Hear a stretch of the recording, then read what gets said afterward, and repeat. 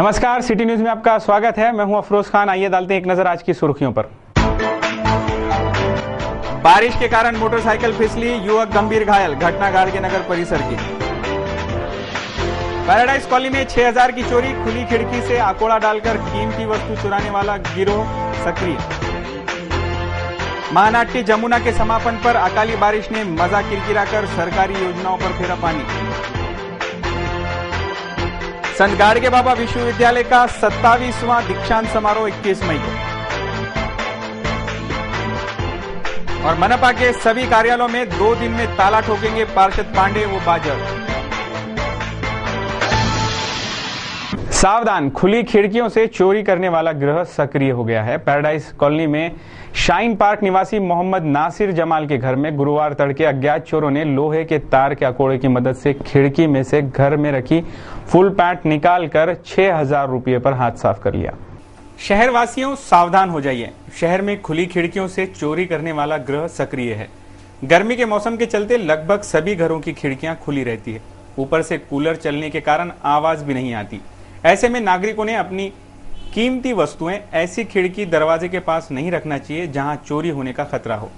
इस विषय पर सबक देने वाली एक घटना 19 मई के तड़के पैराडाइज कॉलोनी स्थित शाहीन पार्क निवासी मोहम्मद नासिर जमाल की मम्मी सुबह उठी तो उन्होंने देखा कि परिसर में फुल पैंट पड़ा है। मम्मी ने अपने पुत्र से कहा, किसी के कपड़े हवा में उड़कर आए होंगे, देखो तो जरा। जब मोहम्मद नासिर जमाल ने देखा तो हक्के बक्के रह गए और कहा, अरे ये तो मेरी ही फुल पैंट है। जब फुल पैंट की जेब में देखा तो उसमें से 6000 रुपये नकदी गायब थे। पास ही लोहे के तार का आकोड़ा बनाकर अज्ञात चोरों ने खिड़की में से पैंट निकालकर चोरी की गई थी। ये तो शुक्र है छोटे रूप में ही चोरी हुई, लेकिन ये घटना एक सबक सिखा गई। घटना के बाद गाड़गेनगर पुलिस थाने में सूचना दी गई। पुलिस मामले की जांच कर रही है। हमारे संवाददाता अफरोज खान की रिपोर्ट। गर्मी के मौसम में अधिकतर घरों की खिड़कियां खुली रखी जाती है। ये घटना उन लोगों के लिए सबक है जो खिड़कियों के पास कीमती वस्तुएं रखते हैं। जिला अस्पताल इरविन के एक डॉक्टर ने सिर्फ कूलर में पानी नहीं डालने के कारण सिक्योरिटी गार्ड की पिटाई कर डाली। डॉक्टर पर पुलिस थाने में मामला दर्ज किया गया। बुधवार देर रात में जिला अस्पताल इरविन के डॉक्टर के.बी. देशमुख ने सिक्योरिटी गार्ड सतीश विनोद सुल्ताने को गाली गलौज कर पिटाई कर दी। कारण मात्र सिक्योरिटी गार्ड ने कूलर में पानी नहीं डाला था। डॉक्टर साहब शायद ये भूल गए थे कि ये काम वार्ड बॉय का है या अपनी धौंस जमाने के लिए ठेकेदारी पर काम करने वाले सिक्योरिटी गार्ड पर जोर आजमाइश कर रहे थे। वैसे भी इरविन के डॉक्टर अपनी ड्यूटी तो जिम्मेदारी के साथ नहीं करते। आए दिन इरविन अस्पताल किसी न किसी मामले से विवाद में ही घिरा रहता है और दूसरों को ड्यूटी करना सिखा रहे हैं। अब चिकित्सा प्रशासन एक गरीब पर हुए अत्याचार के बदले डॉक्टर पर कोई कार्रवाई करेगा या ऐसे ही गरीबों पर अत्याचार होता रहेगा, क्योंकि गरीब के पीछे कोई बोलने वाला नहीं होता। हमारे संवाददाता निलेश ठाकरे की रिपोर्ट। प्रायव्हेटमध्ये ड्युटीवर कार्यरत असताना डॉक्टर के.बी. देशमुख यांनी माझ्या अंगावर हात उचलला, शिवीगाळ करून। कारण हे की कूलरमध्ये पाणी नाही भरलं म्हणून त्यांनी मला डायरेक्ट आवाज दिला आणि मला पाणी भरायला सांगितलं। मी म्हटलं पाणी भरत नाही, म्हटलं माझं काम नाही, म्हटलं सर। तर त्यांनी अपशब्द बोलले माझ्यासोबत, शिवीगाळ केली आणि मारहाण केली। कूलरमध्ये पाणी नव्हतं, त्यामुळे म्हटलं बा त्याला 1-2 बकेट पाणी टाकून दे। ठीक आहे, नाही काम नाही वाढवायचं वगैरे काम असं काही नाही, काय काम तर ठीक आहे, पण असं काय एखाद्या वेळेस आता मी टाकत होतो, नसलं कोणी पेशंट होते म्हणून नाही, पण बरोबर सगळं मान्य आहे, बरोबर। पण मी तरी जे होतं वाढवाय विजय होते, त्याला म्हटलं 2 बकेट टाकून देतो, पण कूलर सुरू होऊन जातं। डॉक्टर साहब वार्ड बॉय का काम सिक्योरिटी गार्ड से लेंगे और वो भी रंगदारी से, तो कैसा पॉसिबल होगा। अपनी गरिमा को संभाले रखे साहब। स्थानीय संत ज्ञानेश्वर सांस्कृतिक भवन में महाराष्ट्र स्वर्ण महोत्सव निमित्त स्पर्धा परीक्षा संस्कार शिविर का समारोह गुरुवार के दिन किया गया, जिसमें सहभागी छात्रों को विशेषज्ञों द्वारा मार्गदर्शन दिया गया। महाराष्ट्र राज्य स्वर्ण महोत्सव निमित्त राष्ट्रीय स्पर्धा परीक्षा संस्कार शिविर का समापन गुरुवार के दिन सुबह 9 बजे सांस्कृतिक भवन में आयोजित किया गया। इसमें प्रमुख अतिथि के रूप में नागपुर के सह पुलिस आयुक्त बाबा साहेब कंगाले उपस्थित थे। विद्यार्थियों का मनोबल बढ़ाने के लिए वो उन्हें प्रेरित करने के लिए अनेक वक्ता व अधिकारियों ने मार्गदर्शन दिया। इस शिविर में महाराष्ट्र से ही नहीं बल्कि छत्तीसगढ़, गुजरात, मध्य प्रदेश, मुंबई, रत्नागिरी, लातूर सहित अधिक जगहों से 378 विद्यार्थियों ने हिस्सा लिया था, जिसमें IAS आशीष का सत्कार नेदरलैंड के चंद्रशेखर मुराद के हाथों किया गया। हमारे संवाददाता सुदेश चौहान की रिपोर्ट। मनपा की कुंभकर्णीय नींद जग जाहिर है। अपने कामों में जिम्मेदारी से काम नहीं कर रहे अधिकारी ठेकेदारों को अपने हक के रुपए नहीं मिल पा रहे और ना ही मनपा सही तरीके से टैक्स वसूल कर पा रही है। आदि गंभीर समस्याओं को देखते हुए पार्षद प्रमोद पांडे व प्रदीप बाजड़ ने दोनों पूरे मनपा कार्यालय में ताला ठोकने का निर्णय लिया है। मनपा प्रशासन हाथ पर हाथ रखे बैठी है। मनपा की आर्थिक स्थिति दयनीय हो गई है। यहाँ ठेकेदार द्वारा काम करने पर भी कामों का मुआवजा नहीं दिया जाता, जिसकी वजह से आगे का काम नहीं कर पा रहे ठेकेदार। शहर में लाखों रुपए का टैक्स स्थगित पड़ा है। ऐसे कई समस्याओं से घिरी मनपा प्रशासन को पार्षद प्रमोद पांडे व पार्षद प्रदीप बाजड़ ने गुरुवार के दिन चेतावनी दी कि 15 दिनों में सुव्यवस्थित काम होने की गवाही दो। 2 दिनों में नहीं मिली तो 2 दिनों में अकाउंट सेक्शन व मनपा के अन्य कार्यालयों में ताला ठोका जाएगा। इस विषय पर हमारे संवाददाता प्रदीप सोजतिया ने पार्षद प्रमोद पांडे व प्रदीप बाजड़ से विस्तृत जानकारी दी। क्षेत्रात आणि पूर्ण नगरामध्ये अशी चर्चा आहे की अमरावती महानगरपालिका बसली, कोणी म्हणते बिलकुल आर्थिक गोत्यात आली आणि हे 100% खरं आहे। एवढं गोंधळलेलं प्रशासन आणि इथला कारभार एवढा अस्ताव्यस्त झाला का यांना फाईल दिसत नाही, ठेकेदाराची बिलं देणं होत नाही, दिवसा लाईट चालू राहतात। एकही योजना आजपर्यंत केंद्राची शासनाची असो राज्य शासनाची असो की मनपाचा झालेला ठराव असो तो पूर्णत्वाच नाही। प्रशासनामध्ये गेलेल्या फाईल निघत नाही, महापालिकेकडे कोणाचे पैसे बिलं द्यासाठी पैसे नाही, अशी अवस्था, एवढी वाईट परिस्थिती निर्माण झाल्यामुळे ठेकेदारांनी कामं बंद केली। त्यांचं म्हणणं असं आहे की जुनी बिलं निघाल्याशिवाय आम्ही नवीन कामं करूच शकत नाही आणि पावसाळा जवळ आहे, डांबरीकरणाच्या कामाला फक्त 15 दिवस राहिले आहेत। 3 वेळा निविदा निघाल्या, लोकांनी निविदा भरल्या नाही। अशा कॉन्ट्रॅक्टरवर कारवाई करा आणि त्या निविदा ताबडतोब स्वीकारून त्यांना 15 दिवसात काम करायला लावा, अशी विनंती आम्ही त्यांना केली। आणि जे थकीत, ज्यांच्याकडे मोठ्या प्रमाणात टॅक्स थकीत आहे, जे अवैध लेआउट आहे त्यांच्यावर कारवाई करा। त्याच्यात महापालिकेचा मोठा महसूल डुबून राहिला, याच्याकडे आपण प्रखरतेनं लक्ष द्या। अवैध बांधकामं जे नुसता भुयारी गटरचे पैसे, विकास शुल्काचे पैसे भरावे लागतात, तेवढे पैसे वाचवासाठी जे अनधिकृत बांधकामं करून राहिले यांच्यावर कारवाई करा। ह्या गोष्टी त्यांच्या लक्षात दुर्दैवाने आणून द्यायला लागलं। हे प्रशासनाचंच काम आहे, हे आम्हाला त्यांच्या लक्षात आणून द्यायला लागलं। ठेकेदाराची बिलं सांगूनही निघत नाही म्हणून आज प्रमोद भाऊ पांडे आणि मी दोघांनी ताले आणले होते अकाउंट सेक्शनला लावासाठी। कारण वसुली करणं हे महानगरपालिकेची जबाबदारी आहे। एवढा मोठा टॅक्सचा आमच्याकडे स्टॉक असताना आज वसुली होत नाही, हे प्रशासनाचं काय म्हणता येईल त्याला, आपला नाकर्तेपणा आहे।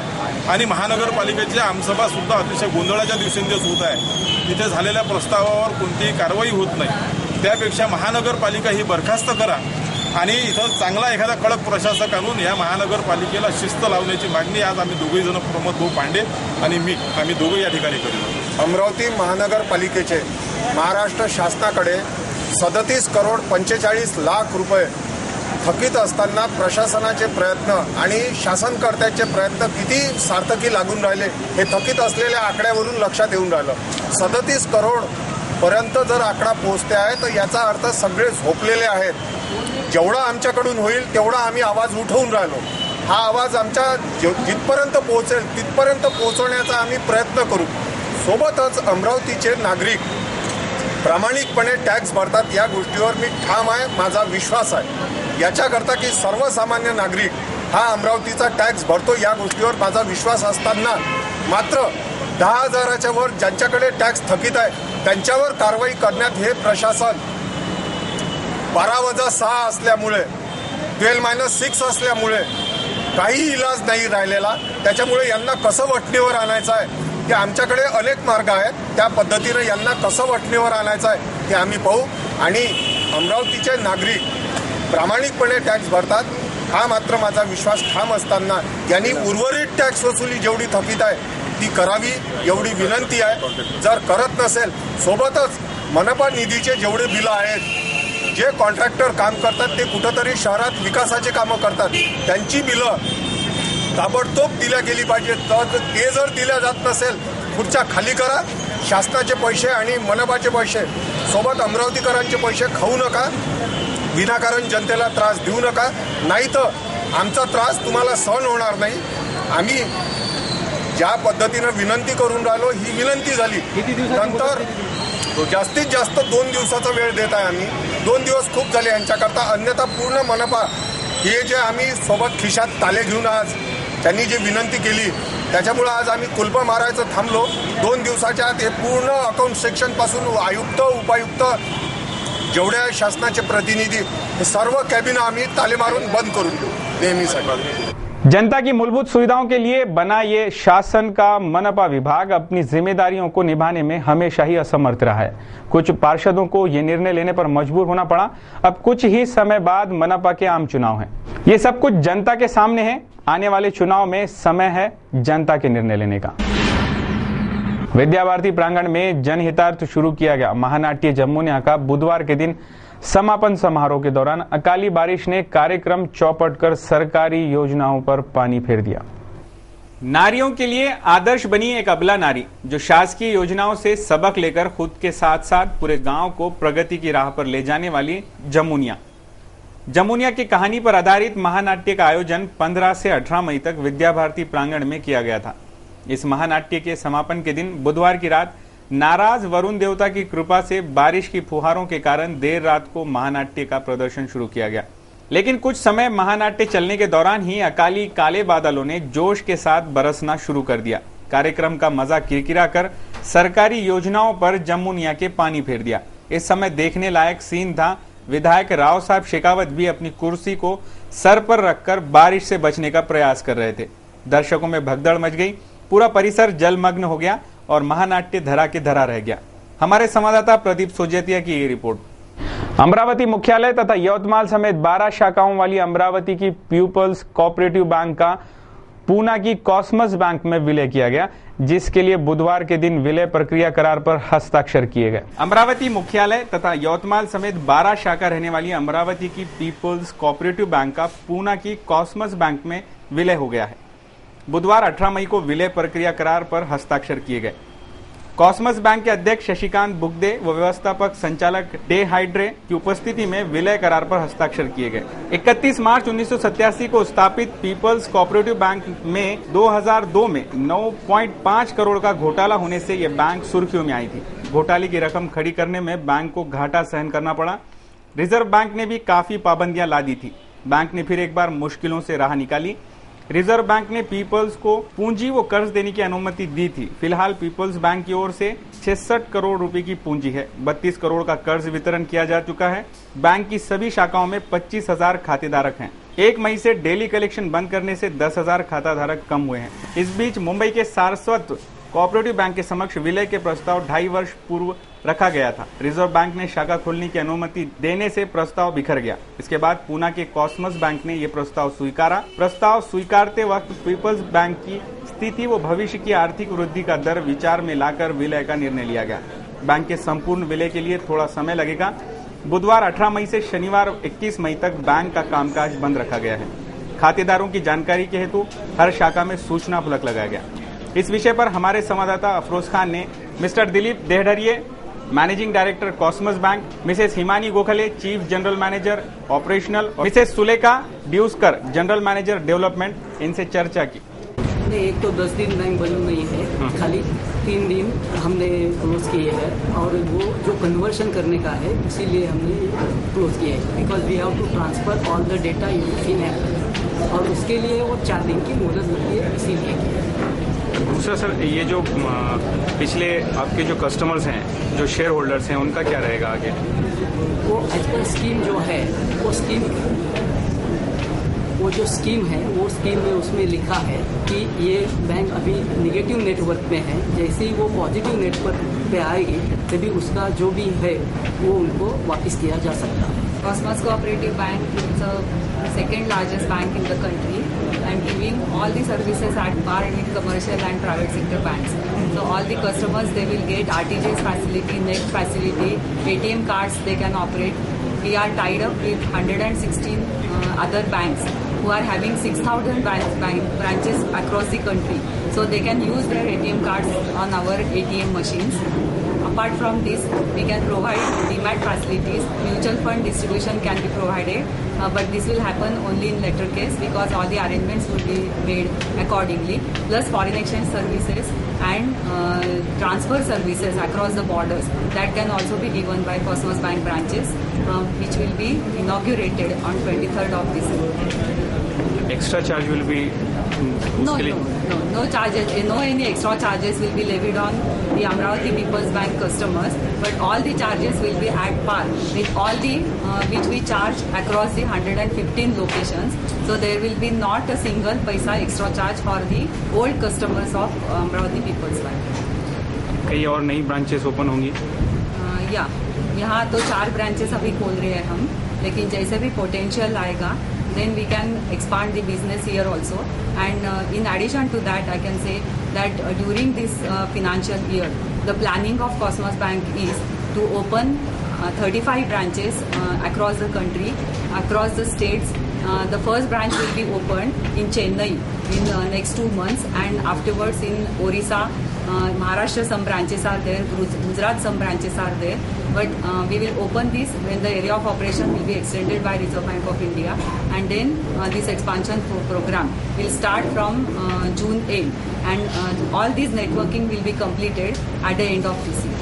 How many ATM machines will be inaugurated in Amravati? All branches will have ATM machines, and plus we are supposed to open 2 ATM machines connected to each branch. Offsite ATM machines. So there will be on-site 1 machine plus 2 off-site machines which will be connected to the branch premises. It is the motto of our bank, Tatpar Seva Smith Seva. That means service with a smile. So here we would like to add that personalized service is the hallmark of our bank across all its centers, and we assure all Amravati customers and members, our Amravati borrowers, that they will get the best of service on par with private banks from us. गाड़गी Nagar police थाना अंतर्गत आने वाले वीएमवी के पास एक Splendor सवार युवक बारिश के चलते फिसल जाने की वजह से घायल हो गया, जिसे जिला अस्पताल में भर्ती कराया गया है। गाड़गी नगर पुलिस थाना अंतर्गत आने वाले श्रम साफल्य कॉलोनी के रहवासी अनिल सावनेर उम्र 45 साल अपने मित्र कृष्णा के साथ अपनी स्प्लेंडर मोटरसाइकिल से घर वापस जाते समय अकाली तेज बारिश के कारण मोटरसाइकिल फिसलने से रोड पर गिर गए, जिसमें अनिल सावनेर बुरी तरह घायल हो गए, जबकि साथ में आए मित्र ने अनिल को उठाने की बजाय घर घटना की सूचना देना जरूरी समझा और वो भागे। नशे में धुत अनिल सावनेर को परिसर वासियों ने ऑटो में डालकर उपचार हेतु जिला सामान्य अस्पताल में भर्ती कराया गया। हमारे संवाददाता नीलेश ठाकरे की ये रिपोर्ट।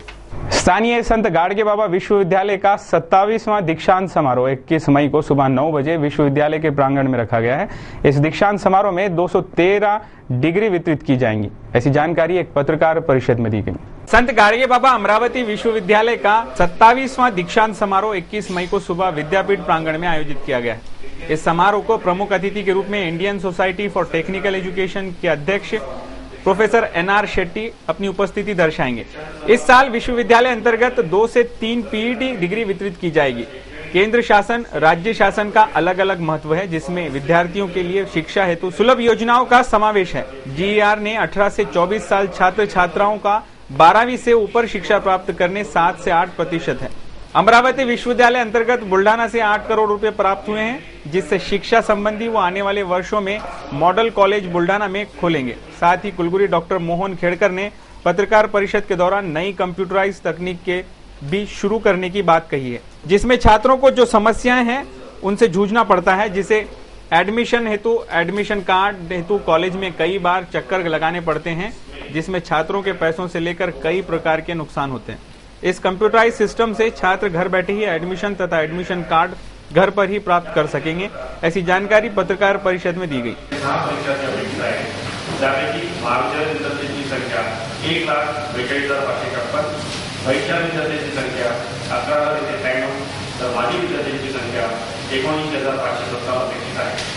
येत्या 27व्या दीक्षांत समारंभामध्ये एकूण 22,850 पदवीधारकांना पदवी प्रदान करण्यात येणार आहे। इस समय विश्वविद्यालय के प्राध्यापक बड़े संख्या में उपस्थित थे। हमारे संवाददाता नीलेश ठाकरे ने इस विषय पर कुलगुरू मोहन खेड़कर से विस्तृत जानकारी दी। विद्यापीठाचा दीक्षांत समारंभ यावर्षी 27वा आहे आणि तो आपण 21 मे रोजी शनिवारी सकाळी 9 वाजता आयोजित केलेला आहे। या कार्यक्रमाला प्रोफेसर NR शेट्टी जे अध्यक्ष IST म्हणजे Indian society for technical education Navi Delhi येथून प्रमुख पाहुणे म्हणून उपस्थित राहणार आहे। त्यांचा बायोडाटा बराच मोठा आहे। ते 2दा बंगळुरू विद्यापीठाचे कुलगुरूसुद्धा होते। नंतर बरेच फॉरेन कंट्रीजला सुद्धा त्यांनी व्हिजिट केलेली आहे आणि तंत्रज्ञान किंवा ज्याला आपण टेक्निकल एज्युकेशन म्हणतो यामध्ये त्यांचं नाव बरंच मोठं. तर ते या कार्यक्रमाला अध्यक्ष म्हणून लाभणार आहेत याचा आपल्या सर्वांना फार आनंद आहे. यावर्षी संगणकीकरणाचा प्रयोग करतो आहे जिथे मुलाचं ॲडमिशन टू कन्व्होकेशन हे पूर्ण कॉम्प्युटराईज आहे. म्हणजे मुलाला जे इथे यावं लागतं की ॲडमिशन कार्ड घ्यायला किंवा त्याचं दुसरे काही भानगडी असतात आणि असं मुलं बरेचदा बुलढाणा किंवा बरेच दूरच्या गावं येतात आणि त्यांचं येण्यात वेळ जातो, पैसे जातात. त्यावेळी तो घरीच आपल्या कॉम्प्युटरवर बसून त्याचं ॲडमिशन आहे, ॲडमिशन कार्ड आहे, मार्कलिस्ट आहे किंवा अनेक जे डॉक्युमेंट्स लागतात ते त्याला घरपोच मिळते. तर असं एक आपण संगणकीकरणाचा प्रयोग सुरू आहे. त्यासाठी आपण प्राचार्यांची सभाही घेतली, त्यांचे रिस्पॉन्स चांगला आला आहे आणि यावर्षीपासून आपण फर्स्ट इयरचे ॲडमिशन निघालो की BA, BCom, BSc आणि B या आपण यावर्षी करायचा आपण प्रयत्न करणार आहोत आणि मग हळूहळू जसं जमेल तसं आपण पुढे. केंद्रीय युनिव्हर्सिटीचं प्रपोजल आपण दिलेलं आहे, त्यांना रिमाइंडर सध्या पाठवत आहे, काही सॉलिड त्यांच्याकडून आलेलं नाही. सिटी चैनल ने अमरावती के शहर के वार्डों की हालात को देखते हुए जागो मतदाता जागो अभियान की शुरुआत की है, जिसे नागरिकों का भारी प्रतिसाद भी मिल रहा है और अपने वार्डों के प्रति नागरिक भी अब जागरूक होते नजर आ रहे हैं. नागरिक को हक है अपने वोटों के बदले वार्ड का विकास हो. इस गहन समस्या को लेकर सिटी चैनल ने जागो मतदाता जागो अभियान शुरू किया, जिसका सिटी चैनल को भारी प्रतिसाद मिल रहा है. सिटी चैनल की टीम ने अभी तक के तपोवन वार्ड क्रमांक 2, श्री कृष्णपेट वार्ड क्रमांक 19, वो VMV परिसर पैराडाइज कॉलोनी वार्ड क्रमांक 7 के नागरिकों की समस्या जानकर शासन की नजरों में लाया, जिसके कारण नागरिकों का सिटी चैनल की ओर भारी रुझान बढ़ा है. जल्द ही आपके वार्ड में भी सिटी चैनल की टीम पहुंचने वाली है. आप भी तैयार रहें अपने वोटों के बदले अपने हक का अधिकार पाने के लिए. जिन वार्डों में सिटी चैनल की टीम पहुंची तो सामने आया सच. नागरिक भी मान रहे हैं कि उनके वोटों का हुआ है दुरुपयोग. तो किसी ने कहा कि चुनाव जीतने के बाद पार्षद की तो शक्ल तक नहीं देखी, तो किसी ने कहा चुनाव के पहले पार्षद उनके घरों के चक्कर काटा करते थे, अब सिर्फ दाखिला पाने के लिए पार्षद के चक्कर काट रहे हैं. कहीं चुनाव जीतने के बाद पार्षदों ने सिर्फ अपनी जेबें गर्म की, नागरिक आज भी वार्ड की समस्या जहां की तहां कायम है.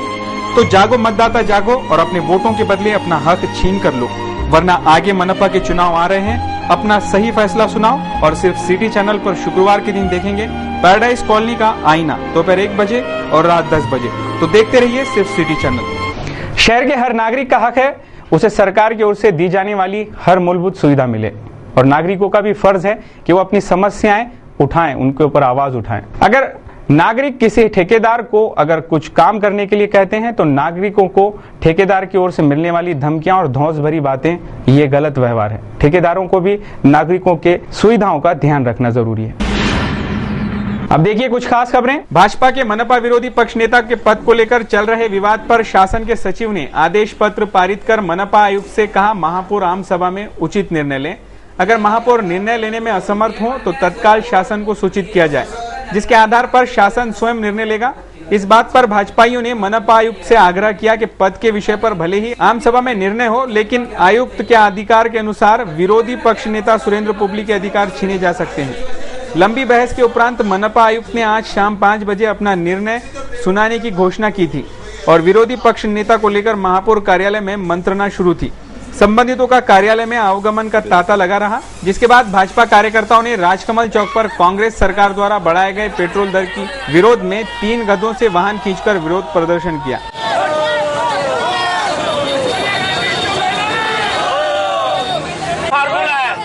निकाले जाओ गरीब जनता का तेल.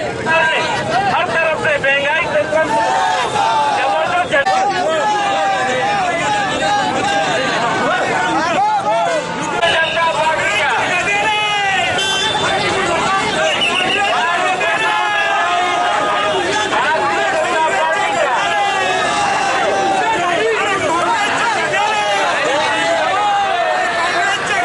उधर मनपा आयुक्त द्वारा शाम को की जाने वाली घोषणा से वो मुकर गए और अपने कार्यालय ही नहीं पहुंचे. इससे नाराज भाजपाइयों में रोष देखा गया. आने वाली आम सभा में हंगामा होने की आशंका जताई जा रही है. कुछ भाजपाइयों ने तो इतना तक कहा पहले आयुक्त इस विषय पर निर्णय लेंगे, उसके बाद ही हम आम सभा में उनका प्रवेश करने देंगे. हमारे संवाददाता प्रदीप सोजेतिया की ये रिपोर्ट.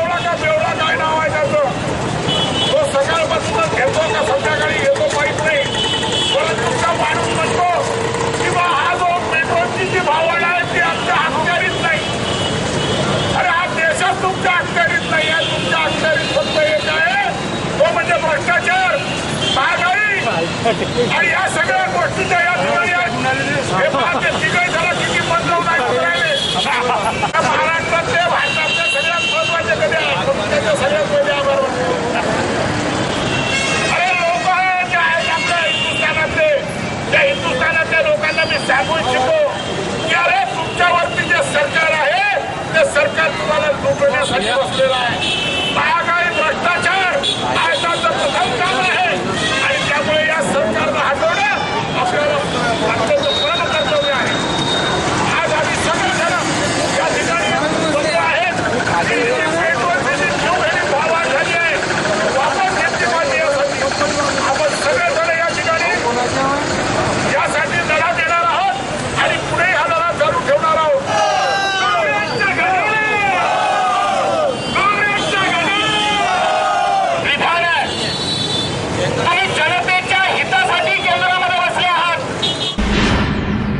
सिटी कोतवाली पुलिस थाना अंतर्गत आने वाले राजकमल चौक पर मंगरूल चावला निवासी कुणाल शिरबाते उम्र 20 को हीरो होंडा स्प्लेंडर MH27 5817 ने साइकिल पर सवार कुणाल को पीछे से उड़ा दिया, जिसमें कुणाल घायल हो गया, जिसे जिला सामान्य अस्पताल में भर्ती कराया गया है। हुआ यूं कि गुरुवार सुबह 11 बजे अपनी मोटरसाइकिल पर मुरली डेमला राजापेट से राजकमल की ओर जा रहे थे। तभी अचानक साइकिल सवार कुणाल शिरबाते बीच में आ गया, जिसकी वजह से वो मोटरसाइकिल की चपेट में आ गया। कसूर किसका है, यह कसूरवार कौन है, ये जानना अब ट्रैफिक पुलिस का काम है। आए दिन ऐसी घटनाएं राजकमल चौक पर हो रही हैं। इस पर ट्रैफिक पुलिस को विशेष ध्यान देने की जरूरत है। एक और जहां सिग्नल बंद पड़े। हमारे संवाददाता नीलेश ठाकरे की ये रिपोर्ट। सहकार नगर नवीन कॉटन मार्केट निवासी नीलेश रामभाव कुड़सकर उम्र 15 वर्ष युवक 14 मई के दिन से दोपहर 3 बजे से लापता हुआ है। यह युवक रिश्तेदार के शादी के लिए अपने मामा के घर आया था, जबकि छोटे बच्चों के साथ खेलते समय उसे रास्ता याद न आने से वो लापता हो गया। ये बच्चा दिमाग से मतिमंद है, अपना नाम और पता बोल नहीं सकता। उसने पोपटी शर्ट व काले रंग का बरमूडा पहना हुआ है, उसका रंग सांवला है। ये युवक किसी को मिले तो वो संपर्क करे इस नंबर पर मनीष कुड़सकर 9779701228 इस नंबर पर संपर्क करें। सन 1997-98 से भ्रष्टाचारी राशन दुकानदार, केरोसिन व कंट्रोल के डीलर सावंगा आसरा निवासी सुरेश शंकरराव राउत पर अनाज की हेराफेरी मामले में फौजदारी गुना व काले बाजार में अवैध रूप से बेचे गए माल के रकम की त्वरित वसूली न करने पर गांववासी 18 मई से अमरावती तहसीलदार के खिलाफ जिला तहसील कार्यालय पर आमरण अनशन पर बैठे हैं। डीएसओ को बार बार ज्ञापन देने के बावजूद उन्होंने मामले को गंभीरता से नहीं लिया। जब तक दोषियों पर कार्रवाई नहीं की जाती तब तक आमरण अनशन वैसे ही शुरू रहेगा, ऐसी चेतावनी उपोषणकर्ताओं ने दी है। हमारे संवाददाता निशांत ओगले ने इस विषय पर उपोषणकर्ताओं से ली जानकारी। 14/9/2010 पुरवठा अधिकारी यांच्याकडे रास्ताभाव दुकानदार सुरेश शंकरराव राऊत यांच्या विरोधात तक्रार केली होती। तक्रार केल्यानंतर त्यांनी दुकान रद्द केलं। रद्द केल्यावर आम्ही आमच्या मागण्या होत्या की त्याच्यावर FIR करा, त्याच्यावर रिकव्हरी काढा, कारण त्यांनी बनावट कार्ड केलेले आहे, मयत माणसाचा माल उचलला आहे, आम्हाला 5 किलो धान्य प्रत्येक महिन्याला कमी दिलेला आहे। साखर त्यांनी आयुष्यात जेव्हापासून राशन मिळालं तेव्हापासून आम्हाला मिळालेलं नाही आहे, साखर त्यांनी वाटलेली नाही आहे। त्याच्यानंतर तक्रार केल्यानंतर तो दोषी आढळला, दोषी आढळल्यावर दुकान रद्द केलं। रद्द केल्यावर आम्ही म्हटलं त्याच्यावर FIR आणि रिकव्हरी काढा, पण ते नाकारत होते, टाळाटाळ करत होते। त्याच्यानंतर 13 जानेवारीला आम्ही जिल्हा कार्यालयासमोर आमरण उपोषण केलं। आमरण उपोषण केल्यानंतर त्यांनी आम्हाला आश्वासन दिलं, सदर अधिकाऱ्यांनी, पुरवठा अधिकारी, तहसीलदार यांनी आश्वासन दिल्यानंतर 8 दिवसात दुकानदारावर FIR करतो बा, रिकव्हरी काढतो, परंतु अजूनपर्यंत केली नाही। करिता आम्ही आता कालपासून शनिवार दिनांक 18/5/2011 पासून उपोषणाला तहसील कार्यालयासमोर बसलेला आहे की हे भ्रष्टाचाराला तहसीलदार अमरावती किती मदत करत आहे। तहसीलदाराला पत्रही आहे DSO साहेबांचं त्वरित कारवाई करा म्हणून, तरी पण हे कारवाई करून नाही राहिले। तर आम्ही आता न्याय कुणाकडे मागायचा। आणि काल आम्ही हे सुद्धा म्हटलं आहे तहसीलदारांना, पोपटराव शिंदेसारखा मी स्वतः म्हटलं आहे प्रेमदास मळसने यांनी की मी पोपटराव शिंदेसारखा कांड करून म्हणून तिथं जा, कारण पोपटराव शिंदेनं जे केलं आहे ते सत्य केलं असं माझा असा आत्मा म्हणते। कारण भ्रष्टाचारी तो आम्ही करणारे नसतो, भ्रष्टाचार हे अधिकारी असते म्हणून आमच्यासारखे माणसं चिडतात। ये थे अब तक के समाचार। एक बार फिर से नजर डालते हैं आज की खास खबरों पर। बारिश के कारण मोटरसाइकिल फिसली, युवक गंभीर घायल, घटना गाड़गे नगर परिसर की।